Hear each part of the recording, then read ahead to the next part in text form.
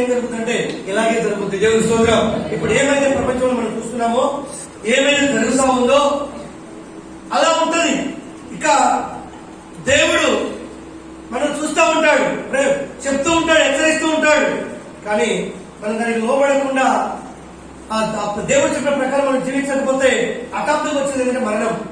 హల్లెలూయా. హఠాత్తుగా ఏమొస్తుంది? మరణం. అనుకుంటా ఉంటారు ఏదో నేను చనిపోలే కదా, వస్తే రానిలేదు. కానీ వస్తే ఎక్కడికి పోతా ఒకసారి గుర్తుపెట్టుకోవాలి. మరణం వస్తుంది, అందరికి వస్తుంది, అందరూ వెళ్ళాల్సిందే. కానీ నీ యొక్క మరణము దేవునికి అనుకూలంగా ఉందా, దేవునికి వ్యతిరేకంగా ఉందా? దేవునికి వ్యతిరేకంగా ఉంటే ఎక్కడికి పోతాం, దేవునికి అనుకూలంగా ఉంటే ఎక్కడికి పోతాం? నిజంగా ప్రియమైన దేవుని బిడ్డలారా, దేవునితో మనం సహవాసం చేసి నిద్రిస్తే దేవుని దగ్గరికి వెళ్తాం. మనం దేవునికి వ్యతిరేకంగా చేస్తే ఇక్కడ పడే కష్టం కంటే అక్కడ రెట్టింపు శ్రమ పడాల్సి వస్తుంది. అది నిత్యము అగ్ని ఆనదు, పురుగు చావదు. హల్లెలూయా. అది నిత్యదండన. నిత్యం అక్కడ శ్రమలో ఉంటాం.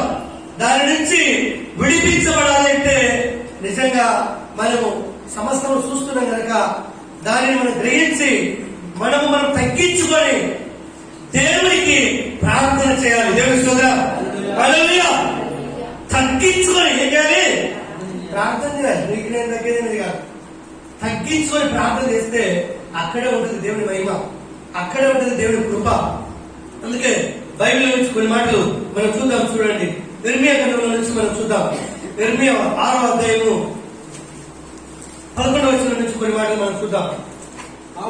కావున నేను యెహోవా క్రోధముతో నిండి ఉన్నాను. హల్లెలూయా కదా. ఏమంటున్నాడు ఇక్కడ? యెహోవా క్రోధముతో నిండి ఉన్నాడు. దేవుని యొక్క కోపము, దేవుని యొక్క కోపాన్ని మన మీద ఉంటే అక్కడ ఏముంటుందో తెలుసా? నెమ్మది ఉండదు, అక్కడ సమాధానం ఉండదు, అక్కడ ప్రేమ ఉండదు, అక్కడ అనుకూలత ఉండదు. ఎలా ఉంటుందంటే కదా అంటూ ఉంటారు చాలా మంది, అగ్గి మీద బుగ్గి పొందినట్టుగా ఉంటుంది నీ సీతంగా. అలా ఉంటుంది అనమాట దేవుని కోపాగ్ని. దేవుని కోపాగ్ని బైబిల్లో ఎంతమంది అంటే కదా చాలా మందిని మనం చూసాం.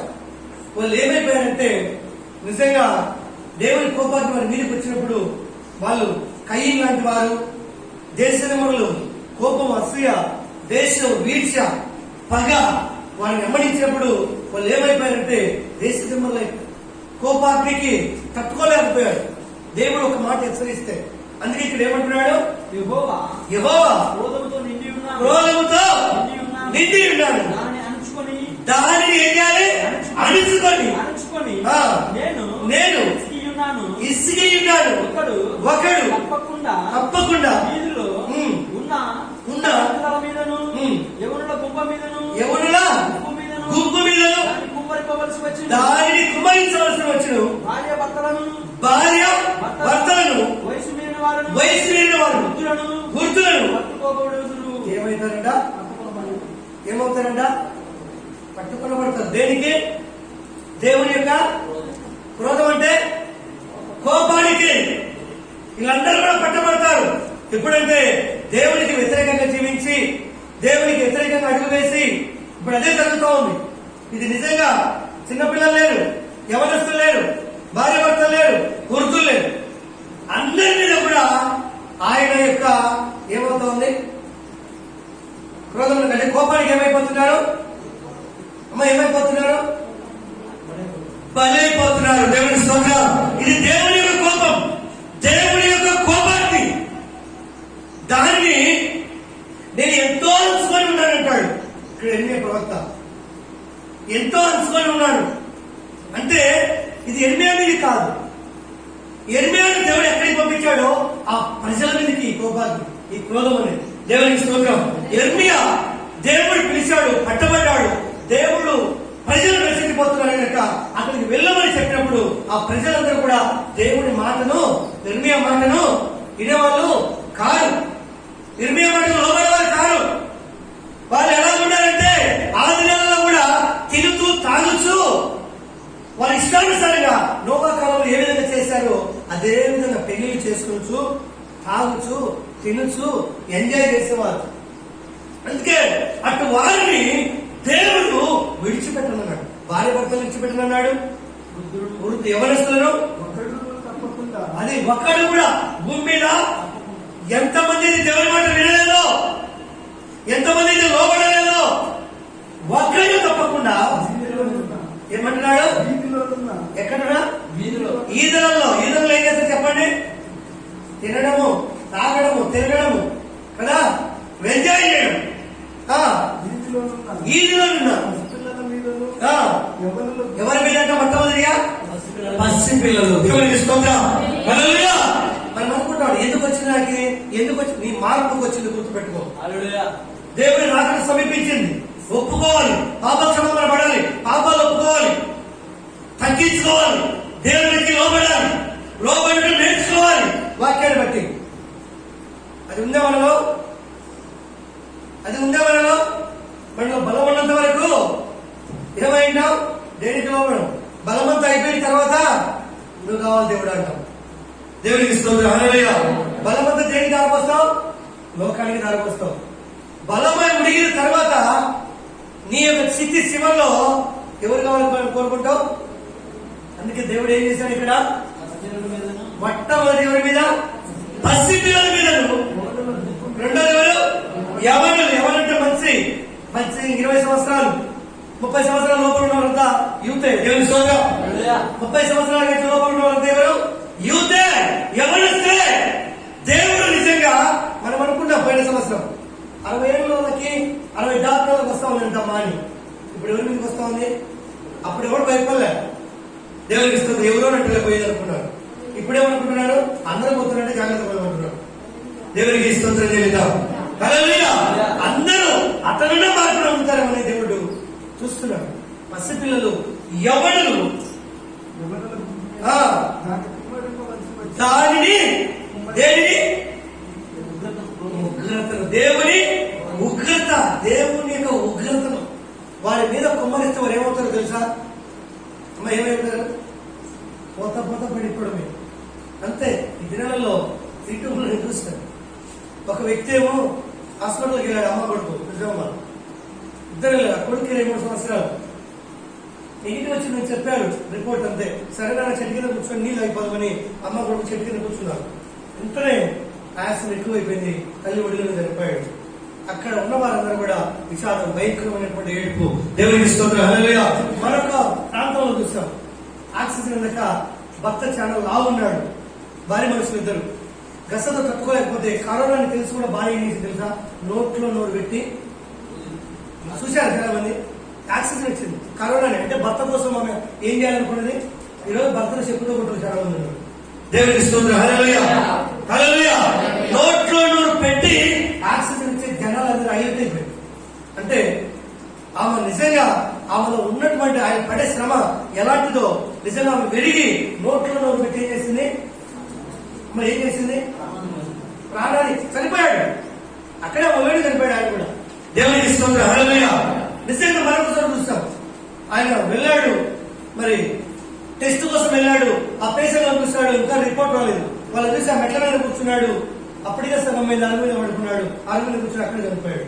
అంటే నిజంగా రోగం వచ్చి కొంతమంది భయపడి ఏమైపోతున్నారు? బలైపోతున్నారు. కానీ ఏ ఒక్కరికి కూడా ఏమీ లేదంటే భయం లేదు. దేవుని స్తోత్రం. హల్లెలూయా. ఏమి చెప్పండి? భయం లేదు. అసలు భయం లేదు. ఏం చేసినా భయం లేదు. అందుకే దేవుని యొక్క ఉగ్రత పసి పిల్లల మీదకి, యవ్వనుల గుంపు మీదకి దేవుడు ఏం చేశాడు? భార్య భర్తలను, వయసు మీరిన వారిని, గుర్తులను ఏమవుతారంట? పట్టబడతారంట. వాళ్ళందరూ కూడా ఎవరిని ఇచ్చిపెట్టినట్టున్నాడు ఇక్కడ దేవుడు. ఏమీ మిగలకుండా వారి ఇళ్లను, వారి పొలములను, వారి భార్యలను ఏం చేస్తారంట? ఎవరికి? ఇతరులకు అప్పగింపబడుతుంది. దేవునికి స్తోత్రం. హల్లెలూయా. దేవుని యొక్క కోపాగ్ని వస్తే మనం తట్టుకోలేము. దేవుడు ఏం చేస్తాడంట? మొత్తాన్ని మార్చేస్తాడు. ఇళ్లను, పొలాలు మొత్తాన్ని, అన్నిటినీ కూడా. ఈ రోజు మనం దేవుని ప్రేమిస్తున్నాం, దేని వైపు చూస్తున్నాం, ఏం కలిగి ఉన్నాం, మన హృదయంలో ఏమి నిండి ఉంది, దేవుని యొక్క కృప నిండి ఉందా, అసూయ నిండి ఉందా,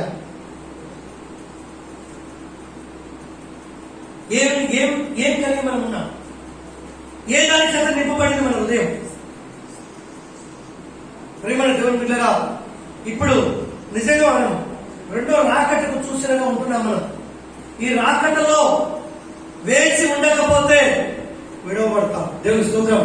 ఇప్పుడు వచ్చే తెగులు ఒకటి, విడవబడిన తర్వాత వచ్చే తెగులు మరొకటి. అది 7 ఏళ్ళు శ్రమల కాలం వస్తుంది. దేవుని స్తోత్రం. హల్లెలూయా. మిడతల లాంటి తెగులు వస్తాయి. ఎందుకంటే ఇవన్నీ కూడా జరుగుతున్నాయి. ఎందుకు జరుగుతున్నాయంటే నువ్వు నేను ప్రయాణానికి సిద్ధపడాలి. దేవుని స్తోత్రం. ప్రయాణం కావాలి, ప్రయాణం అవుతుంది, సిద్ధపడి కావాలి. అందుకే ఈ సూచనలు దేవుడు పెడుతున్నాడు. దేవుని స్తోత్రం. హల్లెలూయా కదా, దేవుడు పెడుతున్నాడు ఈ సూచనలు. ఆ దినాలలో చూస్తే అమెరికా బయట మరి దేశాలలో మనం చూస్తే జనాలు పోయిన సంవత్సరం ఈదుల మట్టి ప్రార్థన చేస్తున్నారు కదా. అమెరికా గుండెలు కొట్టుకుని ఎక్కడ చూస్తున్న ఈదుల మట్టి, బజార్ల మట్టి. దేవుడు ఆ తప్ప, ఎందుకంటే వాళ్ళ జ్ఞానం దేవుడిచ్చిన జ్ఞానం అది. ఇది ఎవరి నుంచి వచ్చిన వాళ్ళు కనుగొన్నారు. మనోళ్ళు అజ్ఞానులు ఇంకా ఏం చేస్తున్నారంటే ఇంకా దానిని ప్రేమించడానికి ప్రేమిస్తున్నారు, పట్టుకునేదాన్ని వదట్లేదు.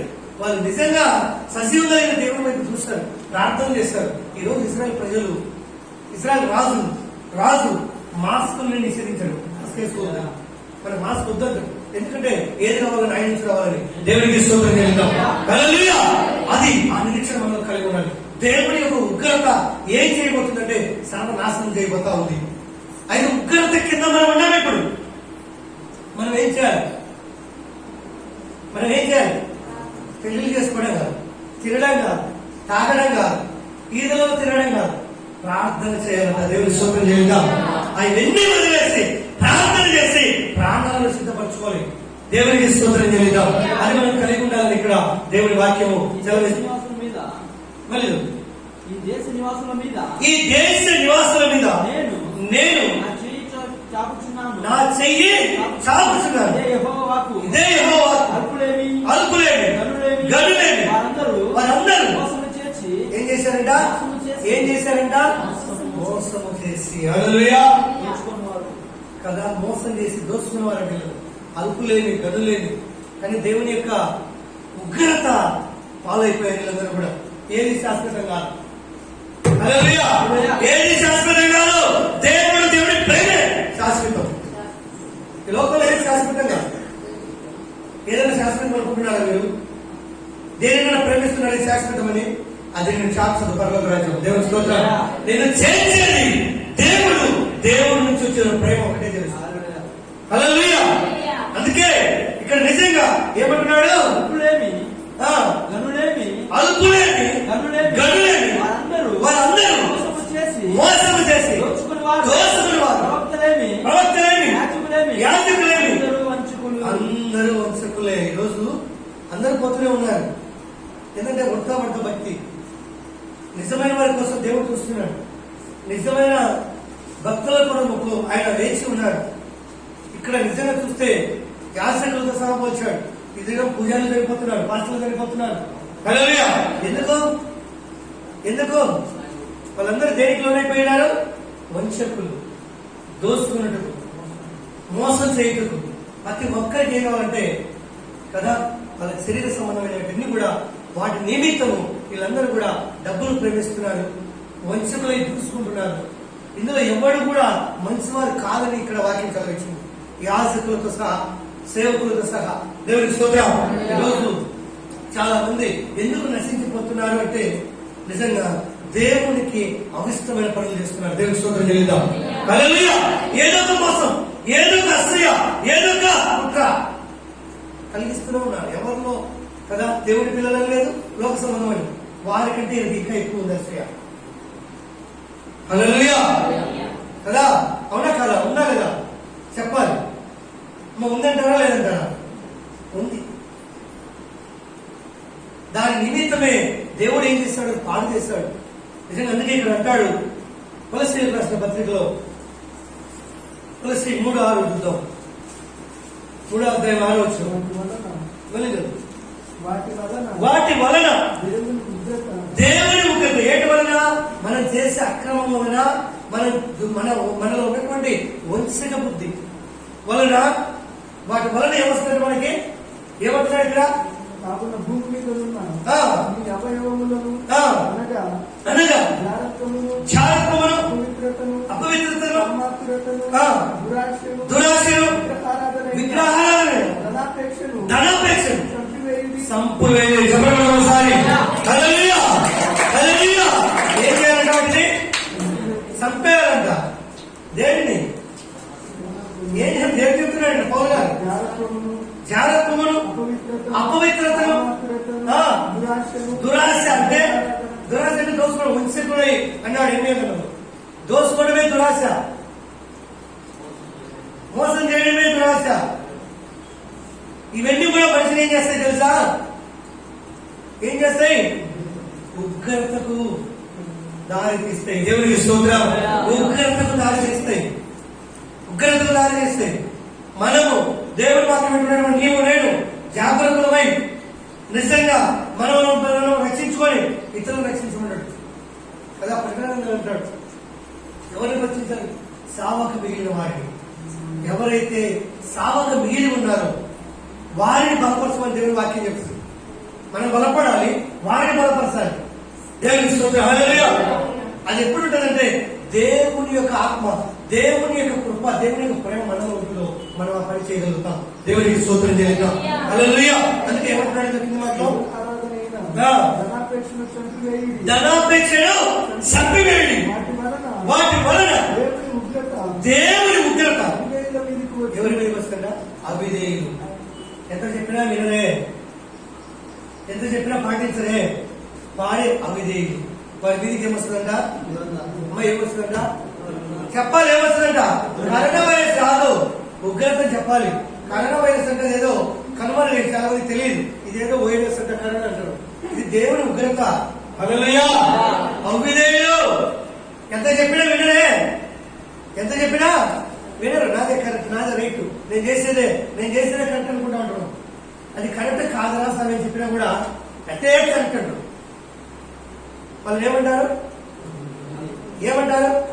అవిధేయుడు చెప్తే వినడానికి మీకు ఏమొస్తుంది ఏమొస్తుంది చెప్పడం కాదు దేవుని ఉగ్రత వస్తుంది దేవుని స్తోత్రం హల్లెలూయా అవన్నీ వదిలిపెట్టాలి అవన్నీ విడిచిపెట్టాలి ఉగ్రత నుంచి విడిచిపెట్టాలి ఉగ్రత నుంచి మనం విడిపించబడాలి అవన్నీ ప్రేమించి ఒకరి నుంచి తప్పించబడాలంటే మనతో కాదు అందుకే ఇప్పుడు ఏమొచ్చింది చెప్పండి భూమి మీదకి దేవుని ఉగ్రత దేవునికి స్తోత్రం ఉగ్రత పాలు మనకు కాదు ఉగ్రత నుంచి విడిపించబడాలంటే పైకి చూడాలి దేవుని స్తోత్రం భూ సంబంధమైన వాటి కాదు ఇవన్నీ భూ సంబంధమైనట్టే భూ సంబంధమైన వాటిని మనం ప్రేమిస్తే అవిధేయం అంట అవిధేయం అయితే నీ మీదకి ఏమొస్తుంది దేవుని ఉగ్రత వస్తుంది ఇర్మియా గ్రంథంలో అదే చూస్తున్నాం హల్లెలూయా అక్కడ పసిపిల్లలని ఎవరైనా గుంపే కదా భార్య భర్తలేమి అందరూ కూడా ఏమైపోయారు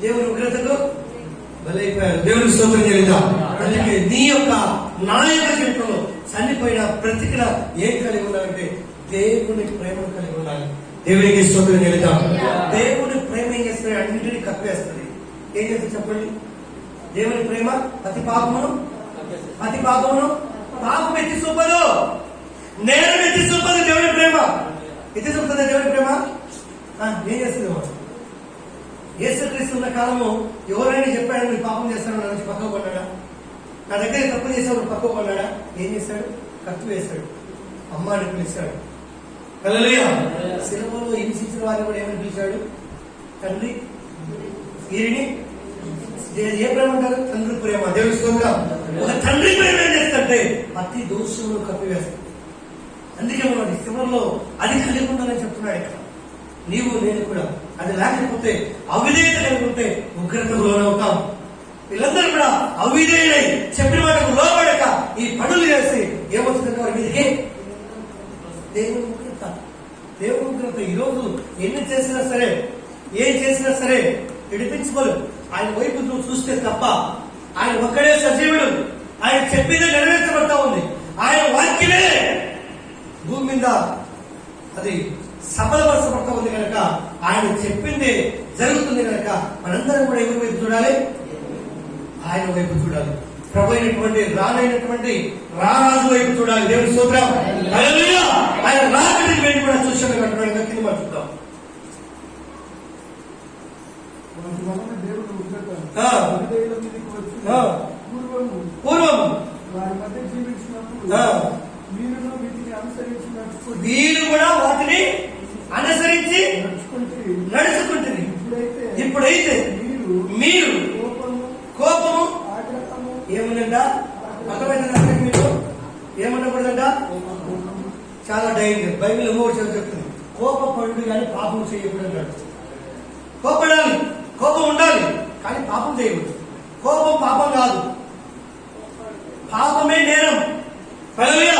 యేసుక్రీస్తు కూడా కొన్ని చోట్ల ఏంటంటే కోపపడ్డాడు, వారిని గద్దించాడు, ఆయన వారిని నక్కలుగా పోల్చాడు, వారిని మరొకరికి కూడా ఆయన కోపంతో మాట్లాడతాడు.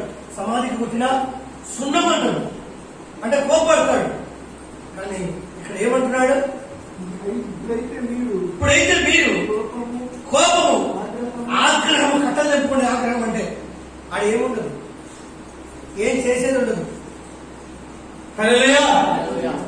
కోపము, ఆగ్రహము, దుష్టత్వము, దూషణ, మీ నోట బూతులని వీటన్నిటిని ఏ విసర్జించాలి? చెప్పాలి. చెప్పున్నాయి మనలో. మొట్టమొదటి ఏం తీసేసుకోవాలి? ఏం తీసేసుకోవాలి? దేవునికి స్తోత్రం. హల్లెలూయా. ఏం తీసేసుకోవాలి అంటే, కోపం అంటే ఏమైతుంది కదా? దేవుని ఉగ్రత వస్తుంది. కోపం అనేది కోప్పడచ్చు, ప్రతిదానికి కాదు. అందరికి కోపం అంటే రెండోది ఏంటంట? కోపం అంటే ఏముంటుంది? రెండోది వినండి బాగా. ఆగ్రహం అంటే ఇక అదుపు చేయలేదు, పోయి కొడదామా, కొట్టించుకుందాం అనేది. హల్లెలూయా. ఆగ్రహం అంటే అదేనా? ఇంకొకటి ఆగ్రహం అంటే ఆగేది కాదని వెళ్ళిపోయేది. మూడోది ఏదంట కదా? దుష్టత్వం అంటే ఇందాక నేను కథ చెప్పాను, నాకు కథ వచ్చింది. దేవునికి స్తోత్రం. హల్లెలూయా. అది దుష్టత్వం, దుష్టుడే వీటి కలిగించేది. మూడోది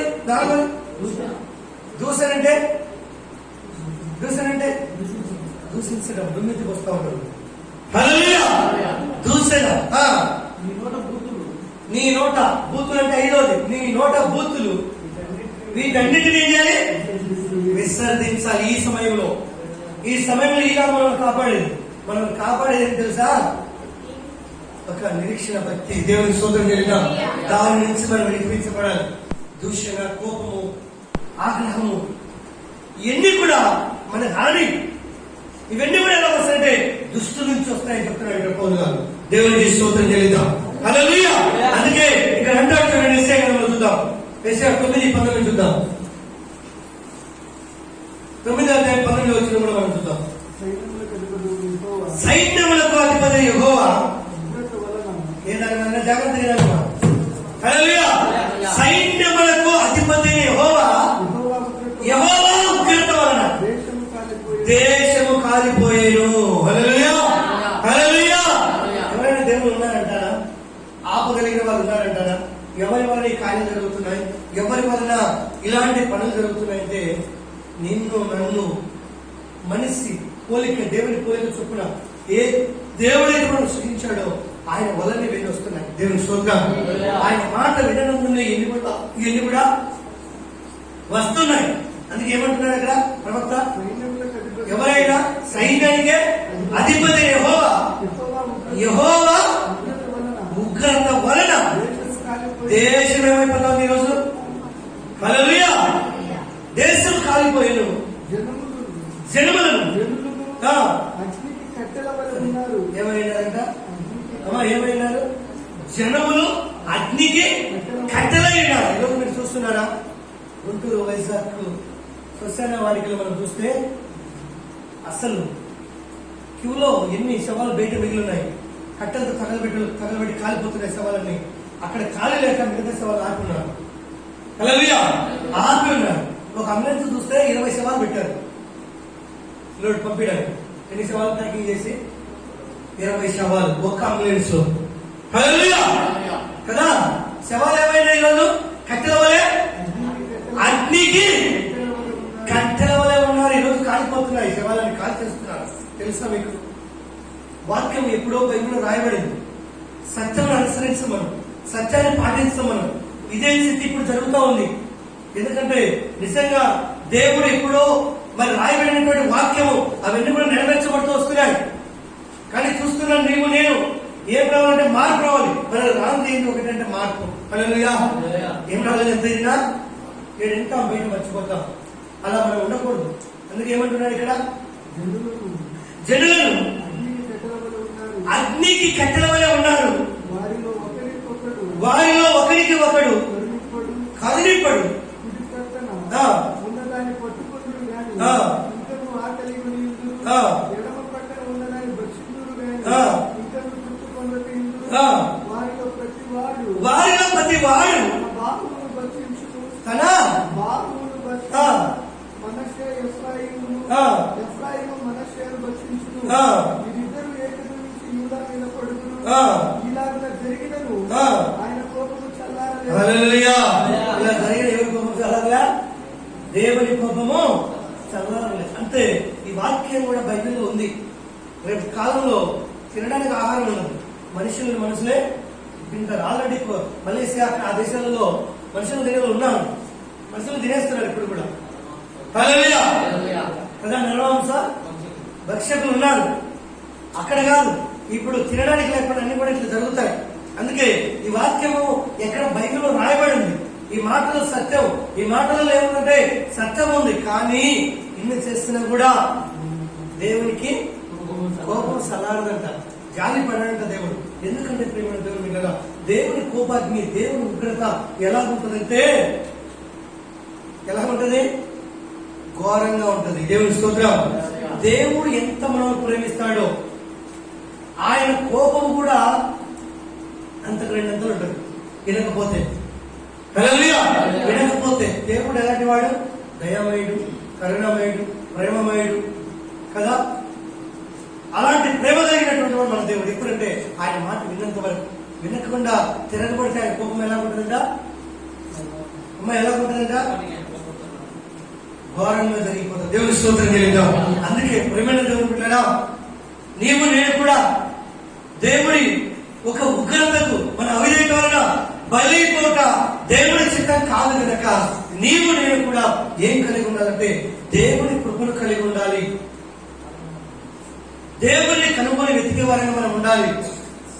మన జీవితము ఎంతకాలం అయితే తెలియదు, చివరిలో మనం ఉంటున్నాం. అందుకే ఇక్కడ అంటాడు చూడండి, జపనీ గ్రంథంలో చూద్దాం. చూడండి బైబిల్ నుంచి జపనీ గ్రంథం 1వ అధ్యాయము 18వ వచనం చూద్దాం. చూడండి కదా. ఏ దినమంట? యెహోవా ఉగ్రత దినమున తమ ఎండి బంగారములు వారిని తప్పింపలేదు. దేవుని స్తోత్రం. హల్లెలూయా. ఏంట? ఏ దినమంట? అమ్మా ఏదంటే చెప్పండి ఒకసారి. యెహోవా ఉగ్రత దినమున తమ, నువ్వు సంపాదించుకున్నావే ఏంటి? ఎండి బంగారంలో నిన్ను తప్పించవు. అందుకే దేవుడు ఏమంటాడంటే ఇది ఎండి బంగారం కంటే ఏమైనా ఈ లోపల ఇల్లు కలిగినట్టున్నాయా, మిన్నైనట్టున్నాయా మనం దాచిపెట్టుకోవడానికి? లేదు. ఒకవేళ ఉన్నాయి, వజ్రాలతో సరే నువ్వు దాచిపెట్టుకున్నావు అనుకో, అవి నేను ఏడిపించవు, నిన్ను తప్పించవు. అవి అక్కడే ఉంటాయి. అవి నువ్వు ఎక్కడ పెట్టావు అక్కడే ఉంటాయి. హల్లెలూయా. అందుకే అంటున్నాడు వారి ఎండి బంగారములు వారిని తప్పింప లేకపోవును. రోషాగ్ని చేత, దేవునికి రోషం అంట, కోపము, రోషం ఉంది ఇక్కడ. హల్లెలూయా. దేవుని రోషాగ్ని చేత భూమి అంతయు అది ఏమవుతుందమ్మా? దహింపబడి ఉంటే కాల్ చేస్తాడంట దేవుడు. దేవుడు స్తోత్రం. దేని చేత? దేవుని రోషాగ్ని చేత ఏం చేస్తాడు? భూమి అంతయు దహింపబడను. హఠాత్తుగా ఆయన భూనివాసులందరూ ఏమవుతారమ్మా? నాశనం నాశనం నేను, సర్వనాశనము. హల్లెలూయా, హల్లెలూయా కదా. ఏమంటున్నాడు? అటాప్తికి ఏం చెబుతున్నాడు దేవుడు? భూనివాసులందరినీ సర్వనాశనము చేయబోతున్నాడు. దేవుని స్తోత్రం. అంటే ఈ వాక్యం వింటున్నటువంటి నీవు నేను ఎలా ఉంటుంది? ఈ మాటలు చెప్పండి. చెప్పినంత ఈజీ కాదు. సర్వనాశనం అంటే మామూలు కాదు. ఇప్పుడు ఎక్కడో కొన్ని చూసి మనం బాధపడుతున్నాం. ఇంకా భయంకరమైనటువంటి 7 ఏళ్ళు శ్రమలు ఇలాంటివి చాలా ఉన్నాయి. దానికి మనం ఇది కాకూడదు. మనం దానిలో నుంచి మనం విడిపించబడాలి. హల్లెలూయా. ఆ శాపం నుంచి, ఆ ఉగ్రత నుంచి మనము విడుదల పొందాలి. దేవుడు నిజంగా ఏం చేయబోతున్నాడంట? భూమి ఎంతటిని సర్వనాశనం చేయబోతున్నాడు. హల్లెలూయా. సర్వనాశనం చేయబోతున్నాడు. ఎందుకంటే జనులు తట్టుకోలేక, తెలుసుకోలేకపోతున్నారు. దేవుడు నిజమైన దేవుడు, మన సృష్టికర్త, మనం సృష్టించిన వాడు యేసుక్రీస్తుని అనేకులు ఇంకా తెలుసుకోలేకపోతారు. మూర్ఖత్వంలో, అవిధేయతలో ఉండే రాళ్లకు, రప్పలకు, చెట్లకు, గుట్టలకు మొక్కే అవిధేయులు అనేకులు ఉన్నారు. వారి మీద కూడా ఏమొస్తుందంటే హఠాత్తుగా ఉగ్రత వస్తుంది. ఉగ్రత వస్తుంది. మనం అనుకోవచ్చు అందరు పోతారు కదండి. అందరు పోతాం, ఖాళీ చేస్తాం. దేవుడు సర్వ భూమిని ఏం చేయబోతున్నాడు? నాశనం చేయబోతున్నాడు. అందరూ పోయేది. కానీ పైన మన జడ్జిమెంట్ ఉంది. హల్లెలూయా. పైన తీర్పు ఉంది. ఆ తీర్పులో నువ్వు రాకూడదు. నువ్వు డైరెక్ట్ గా దేవుడితో ఉంటే దేవుడు సిద్ధపరిచిన స్థలంలో నువ్వు వెళ్తావు. హల్లెలూయా. దేవుడు సిద్ధపరిచినటువంటి స్థానంలో నువ్వు ఉంటావు. లేని ఎడల ఏముంది? రెండవ ఏమైంది? అగ్ని ఆడదు, మనకు చావదు. యుగముల వరకు కూడా దాహంతో అల్లాడి ప్రాంతానికి మనం వెళ్తాం. దేవుని స్తోత్రం చేద్దాం. అందుకే ప్రేమ దేవుని పిల్లగా మన జీవితాలలో మనం భక్తి ఎప్పుడు చేస్తామంటే ఆపద వచ్చినప్పుడు, మనం భక్తి ఎప్పుడు చేస్తామంటే ఏదైనా సమస్య వచ్చినప్పుడు, భక్తి ఎప్పుడు చేస్తామంటే ఏదైనా శ్రమ వచ్చినప్పుడు. దానికి కాదు భక్తి. హల్లెలూయా. నీ జీవితంలో నిజంగా నీకు ఉన్నంత వరకు భక్తి ప్రతిరోజు అవసరమే. దేవుని స్తోత్రం చేద్దాం. ప్రతి దినం అవసరమే. మనం ఏదో ఉగ్రత ఆపద వచ్చింది కదా. అందుకే దేవుడు ఏం చెప్తున్నాడు? సిగ్గుమలిన కదా. ఎందుకు పిలుస్తున్నాడు ఈ మాట? ఏం లేదంట మనకి. అమ్మా ఏం లేదంట? హల్లెలూయా. సిగ్గుమలిన ప్రజలారా, జనులారా కూడి రండి, పొట్టు గాలికి ఎగురునట్టు సమయం ఏమైపోతుంది? గతించుతున్నది. దేవుని స్తోత్రం కదా. పొట్టు రాలిపోయినట్టే, చెట్టాకు రాలిపోయినట్టే ఈరోజు ప్రజలు ఏమైపోతున్నారు? రాలిపోతున్నారు. పొట్టు గాలి వస్తే ఏమవుతుంది? అమ్మా ఏమవుతుంది? అది ఎక్కడికి లేచిపోతుందో తెలియదు. మనిషి యొక్క జీవితం కూడా ఎలా ఉందో తెలుసా? అలాగే ఉంది. పొట్టులాగా అయింది. పడిపోతున్నారు. పడిపోతే పట్టించుకునేవాడు లేడు. హల్లెలూయా. ఏడుస్తూ ఉన్న జనాలను చూస్తే ఏడిసి బతిమలాడినా సహాయం చేసేవాళ్ళు. అయ్యా కొంచెం కనికరించండి, నన్ను కాపాడుకోలేదు అనే పరిస్థితిలో ఉన్నారు. హల్లెలూయా. అందుకే మనం విడిచిపెట్టవలసింది ఏంటంటే దేవునికి అవిష్టమైనంత కూడా మనం విడిచిపెట్టాలి ఇప్పటికైనా. అప్పుడే మన కుటుంబము సేవను చూస్తాం. అక్కడ చెప్పాడు. ఏం చెప్పాడు? పసిపిల్లల కానీ చెప్పాడు, యవనస్తుల కానీ చెప్పాడు, వృద్ధుల కానీ చెప్పాడు కదా. చెప్పాడు ఎవరు తప్పించుకోలేదని చెప్పారు. అందుకే మనం ఏం కలిగి ఉండాలంటే విధేయత కలిగి ఉండాలి, అవిధేయత కలిగి ఉండకూడదు. దేవుడు చెప్పిన రోజులు చెప్తాడు. ఆ తర్వాత శాపం వస్తుంది, ఉగ్రత వస్తుంది. అప్పుడు మనం ఏడిపోయి మనకు మిగిలేదు. ఎందుకు నేను వినలేకపోతున్నా అనిపిస్తున్నా కూడా నీకు ప్రయోజనం ఉండదు. ఎందుకు నేను లోపడలేకపోతున్నా అని అనుకున్నా కూడా నీకు ఉపయోగం ఉండదు. దేవుని స్తోత్రం. దేవుడి ఒక కోపాన్ని ఎలా ఉండదంటే మనం చెప్పేంత వీసి కాదు. దేవుని స్తోత్రం. ఏమైపోతుంది? భూమి అంతా సర్వనాశనం అయిపోతుంది. అందుకే ఇక్కడ ఏమంటున్నాడు? ఏమి నిర్ణయం? యెహోవా కోపాగ్ని మీ మీదికి రాకమునిపే మిమ్మల్ని శిక్షించుటకు యెహోవా ఉగ్రత దినము రాకమునిపే కూడి రండి. ఎక్కడికి? దేవుని దగ్గరికి రండి. హల్లెలూయా. దేవుని దగ్గరికి రావాలి. దేవుని దగ్గరకు వచ్చి దేవుని వాక్యం వింటే ఆ ఉగ్రత నుంచి మనం విడిపించబడతాం. దేవునికి స్తోత్రం చేద్దాం. హల్లెలూయా. ఆ ఉగ్రత నుంచి మనం విడిపించబడతాం. అందుకే కూడి రండి. దేశములు సాత్వికులు అంటే మంచి మనసు కలిగి హల్లెలూయా. ఏ మనసు కలిగి ఉండాలి అమ్మా? ఏ మనసు కలిగి ఉండాలి? మంచి మనసు అంటే ఇందాక పిలిపిలి రాసిన ప్రజలు చూస్తాం. అవన్నీ మనకు ఉండకూడదు. కోపము, ఆగ్రహము, దుష్టత్వము, 5 ఉన్నాయి. దూషణ, ఇవన్నీ ఉన్నాయి. ఇవన్నీ తీసేసుకున్నప్పుడే నీ మనసు ఎలా ఉంటది? సాత్వికంగా ఉంటుంది. దేవుని స్తోత్రం చేద్దాం. హల్లెలూయా. సాత్వికము, మంచి మనసు. అందుకే ఆ మనసు మనం కలిగి ఉండాలి. ఆ మనసు తెచ్చుకోవాలి. ఆ మనసు ఎప్పుడు తెచ్చుకుంటాం? ఎప్పుడు తెచ్చుకుంటాం? బలము గుర్తొచ్చినప్పుడా? హల్లెలూయా. ఇదే మనకు సూచన. ఇప్పుడే మన జీవితాలు మారాలి. ఇప్పుడే మానవలసి పొందాలి. ఇప్పుడే పాపక్షమాపణ కలగాలి. ఇప్పట్లోనే బాప్తిసం కూడా తీసుకోవాలి. క్రీస్తు నిమిత్తం సిద్ధపడాలి. దేవునికి స్తోత్రం చెల్లిద్దాం. హల్లెలూయా. ఇప్పుడే మనము రెడీ, సిద్ధపడడం, రాకడకు సిద్ధపడడం. దేవునికి స్తోత్రం. హల్లెలూయా. కదా మనం అన్ని చక్క పెట్టుకోవాలి. రాకడను చూసినప్పుడు ప్రభువా నేను ఏం చేస్తున్నాను? ఒకవేళ ఏమైనా చేసి నాకు ఏమైనా జరిగితే నేను చేసిన ఆటంకం నన్ను ఆపదు కదా, నిత్యజీవం వెళ్లకుండా. ఏమైనా ఉంటే దాని నుంచి విడిపించు ప్రభువా. ఇప్పుడే క్షమించిన భూమిలో ఉన్నప్పుడే అని ప్రార్థన చేయాలి. దేవుని స్తోత్రం. నేను చచ్చిపోయినా చేసుకుంటానంటే అక్కడ పొందడానికి 6 అగ్నిలో ఉంటాం. హల్లెలూయా. బయటకు వచ్చే ధనవంతులాగా ధనవంతుడు అడిగాడు అవకాశం. అయ్యా నాకు ఇంకా ఎంతమంది సహోదరులు ఉన్నారు? ఇంకా 5 సహోదరులు ఉన్నారు. నాకు ఒక అవకాశం, వాళ్ళు కూడా ఈ చోటికి రాకుండా పోయి చెప్తానంటే ఇక్కడ అక్కడికి వచ్చేదానికి లేదు, అక్కడ పోయి నేను వెళ్ళిన దయ్యం ఉంటారు కానీ నేను నమ్మరు. నువ్వు దయ్యాలే నమ్మరు. కానీ మధ్యలో ఆ కాదు కింద చెప్పేటోళ్ళు చాలా మంది ఉన్నారు. చెప్పి మారితే మారిండు, లేకపోతే వారికి కూడా దేవునికి స్తోత్రం చెల్లిద్దాం. హల్లెలూయా. అందుకే ఏమంటున్నాడు ఇక్కడ? ఏమండాలి? దేశంలో సాత్వికులై ఆయన న్యాయ విధులను అనుసరించు సమస్త యెహోవాను వెదకుడి. హల్లెలూయా. ఏం వెతుకుతాడు మనం ఇప్పుడు? అమ్మ ఏం వెతుకుతాడు చెప్పాలి. కొంతకాలం నువ్వు వెతికినా సిక్కవు, నువ్వు వెతికినా దొరకడు. ఇంకా కొంతకాలమే ఉంది. హల్లెలూయా. సమయం ఉన్నప్పుడే ఏం చెప్తున్నాడు ఇక్కడ? యెహోవాను వెదకుడి.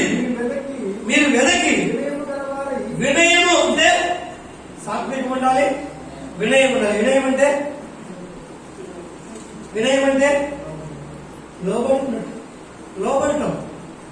లోబడాలి. తక్కువ మనకి వచ్చినావు మనం ఇంకా ఎందుకు లోబడాలి? హల్లెలూయా. అందుకే ఏమంటున్నాడు ఇక్కడ? మీరు వెదకి వినయం గలవారి నీతిని అనుసరించిన ఎడల ఒకవేళ ఆయన ఉగ్రత దినమున మీరు దాచబడతారండి. దేవుని స్తోత్రం. తప్పించుకుంటామంట. హల్లెలూయా. తప్పించుకుంటా మనమే. దేవుడు ఆలోచనతో మనం తప్పిస్తాడు. ఇప్పుడు ఉగ్రతకు లోను కాకుండా. వాక్యం అర్థమైంది కదా? మా వాక్యం అర్థమైందా? ఏం కలిగి ఉండాలి? సాత్వికం కలిగి ఉండాలి, వినయ మనసు కలిగి ఉండాలి, నీతిని అనుసరించాలి. అప్పుడు ఆయన మనం ఎదిగినప్పుడు ఉగ్రత వస్తుంది. అప్పుడు మనం దాచబడతాం. హల్లెలూయా. దాచబడిన ధనము కదా, బంగారు ధనం ఎక్కడ పెట్టింటారు? ఒక లాకర్ లో సపరేట్ గా పెట్టింటారు. దాని ఎంతలెక్కలు పెట్టరు కదా, లాకర్ లో పెట్టింటారు కదా. ఏమైనా బంగారు ఉన్నా ఏంటి ఉన్నా. హల్లెలూయా. వద్దని ఒక మాట చూస్తాడు. కోట్ల ఎండి, కోట్ల ధనము బైబిల్లో ఒక రోజు వాక్యం చెప్తాడు. దావీదు దాశాడు లాకర్లో. ఎందుకంటే దేవుని యొక్క ఆలయం కట్టడానికి తన కుమారునికి ఇచ్చాడు. హల్లెలూయా. సొలొమోనుకి ఇచ్చాడు కట్టడానికి. ఆ వెండి, బంగారము మొత్తం మన ఇంట్లో ఏముంటున్నాయో, ఇనుము, ఇంకా సామాన్ అంతా కూడా సిద్ధపరిచాడు. ఎందుకంటే కోట్ల కేజీలు. దేవుని స్తోత్రం చెల్లిద్దాం. హల్లెలూయా. లక్షలు కాదు, వేలు కాదు. అందుకే నీవు నేను కూడా దాసబడిన ధనంలాగా రేపు ఉగ్రత వచ్చినప్పుడు మనం ఏమవుతామంట? దాసపడతామంట. ఇది కలిగి ఉంటే ఏది కలిగి ఉంటే? సాత్వికము, వినయము, నీతి కలిగి యెహోవాను ఎత్తుతాయి. హల్లెలూయా. హల్లెలూయా. దానికోసం మనం ఉంటే దేవుడే మనం తప్పిస్తాడు. ఈ ధైర్యం మనకి ఎప్పుడు వస్తుందో తెలుసా? మన మనస్సాక్షిగా ఎత్తుదామని. మనం ఎలా ఉన్నామా, విడిపించబడతామా, లేకపోతే తపనగా ఉందా అని మన మనస్సే మనకు బోధిస్తూ ఉంటుంది. మన హృదయం కదా. హృదయం తెలియదా? బరువుగా ఉందా, తేలిగ్గా ఉంది అనేది హల్లెలూయా హల్లెలూయా. నేను దొంగతనం చేయలేదు, ఎలాగుంటా ఎలాగుంటా? మీరందరూ వచ్చారు ఎత్తడానికి, నేను దొంగతనం చేయలేదు, ఎలాగుంటా? ధైర్యంగా ఉంటానా, ఏడుస్తూ ఉంటానా? హల్లెలూయా హల్లెలూయా. అదే దొంగతనం చేస్తే ఎలా ఉంటాం? గాయపడలేదు. దేవుని స్తోత్రం చేద్దాం. అప్పగించబడతాం, ఉగ్రతకు అప్పగించబడతాం. జాగ్రత్తగా దేవుని వాక్యమును మనం కనుగొనడమే కాదు, కానీ దేవుని వాక్యానుసారమైనటువంటి జీవితంలోనికి మనం వెళ్ళాలి. అందుకే ఆమోస్ గ్రంథం శుభ్రం చూసి మనం ప్రారంభిస్తున్నాం. ఆమోస్ 8:12. ఆమోస్ కాబట్టి జనులు యెహోవా మాట వెదకుటకై ఈ సముద్రం నుండి ఆ సముద్రం వరకు ఉత్తర దిక్కు నుండి తూర్పు దిక్కు వరకు సంచరించుదురు గాని అది వారికి దొరకదు. హల్లెలూయా. అవకాశాలు కోల్పోతే, అవకాశాలు పోగొట్టుకుంటే తిరిగి మళ్ళీ వెతికినా కూడా కదా, ఉత్తర దిక్కు నుంచి తూర్పు దిక్కు వరకు ఎదిగినా దిక్కదు. ఈ సముద్రం నుంచి ఆ సముద్రం వరకు సంచరించిన అది వారికి దొరకని అవకాశం ఉన్నప్పుడే, దీపం ఉన్నప్పుడే ఇల్లు చక్క పెట్టుకోవాలి. దీపం మారిపోతే తారాడుతావు. దేవుని స్తోత్రం చేద్దాం. తారాడినా నువ్వు కనుగొనలేవు, ఇంకా నువ్వు నష్టపోతావు. ఆ ముగ్గులో ఏమేమి పడిపోతాయో కదా.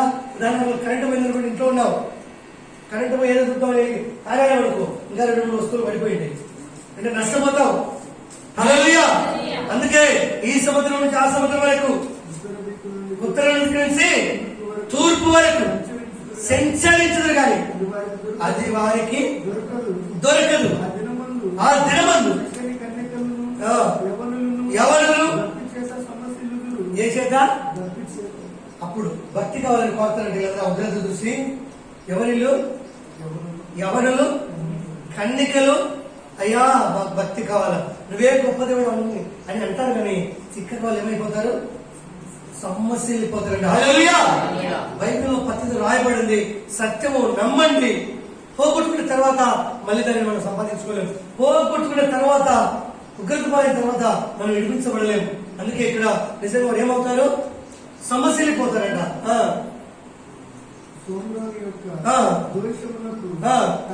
దాని తోడనీయు దాను నీ దేవుని జీవము తోడనీయు దేశవ మార్గ జీవము తోడనీయు ప్రమాణం చేయువారు లేకుండా మాటలన్నీ కూడా మనం చూస్తే ప్రేమ దేవుని బిడ్డలారా, రాకటకు ఉగ్రతకు సూచనగా ఉంటున్నాయి. కానీ ఉగ్రత కాకపోతుందంటే మనం అనుకున్నంత వీసి కాదు. చాలా శ్రమ, చాలా వేదన, మహావేదన కలిగి ఉంది కనుక మనము మరి చూస్తాం కొన్ని రెఫరెన్స్లలో. ఈ వాక్యాన్ని బట్టి మనందరం కూడా ఏం చేయాలంటే ప్రార్థన చేయాలి. దేవుని స్తోత్రం. హల్లెలూయా. ప్రార్థన చేయాలి. ఈ ప్రార్థన మనందరం కలిగి నిజంగా భక్తిని మనకు అనుకూలం ఉన్నప్పుడే దాన్ని ఎమ్మడించాలి. కానీ అది పోగొట్టుకున్న తర్వాత వెతుకుతే ఏమైపోతాం? మనము ఏమైపోతాం? సమస్య వెళ్ళిపోతాం. హల్లెలూయా.